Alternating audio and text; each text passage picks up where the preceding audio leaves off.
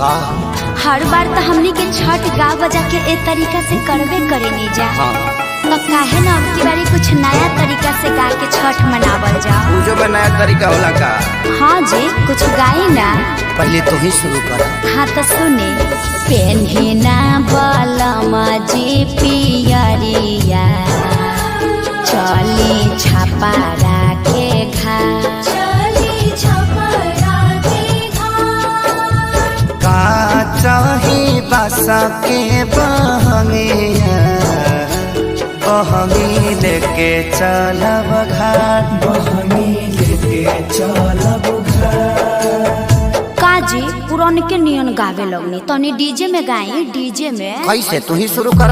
हाय से पेन्हिना बलमा जी पियरिया ए जी पेन्हिना बलमा जी पियरिया चली छापा राखे घाट चली छापा राखे घाट।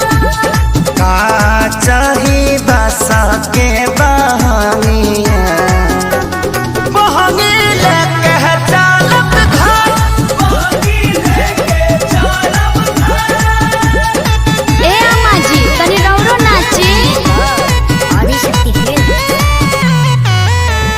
बाट जे पूछेला बटोहिया बाट जे पूछेला बटोहिया ई दल के करा के जा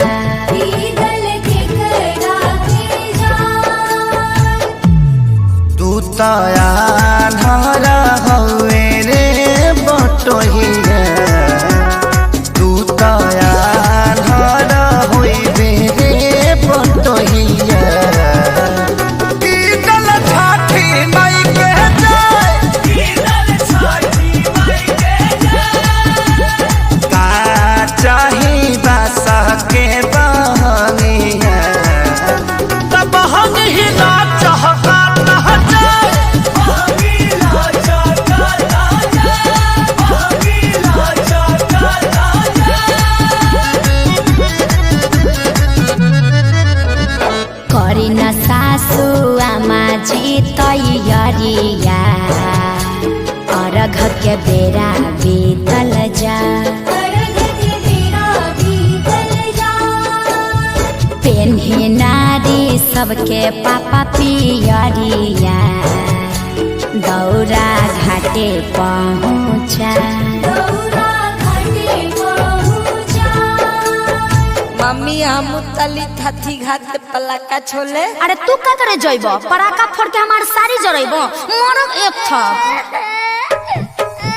छठी घाटे करबे डरामा ओही जा हो जाई बाबा ओही जा हो जाई यार पापा से बोल मम्मी मारने की धमकी दे रही है पापा। साफा आतंकवादी हो का काहे लइकवा के डरोले बड़वा।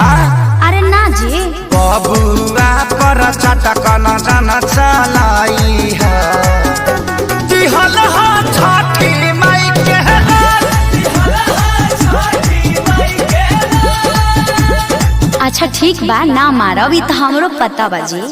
खीर पावन ह छठी मैया खुश रहो नैहर ससुराल खुश रहो आंगना दुआर खेसारी पवन वाले रही प्यार। हे छठी मैया तनी कश्यप जी पर ध्यान देत रही ह विवाद से बचाई ह।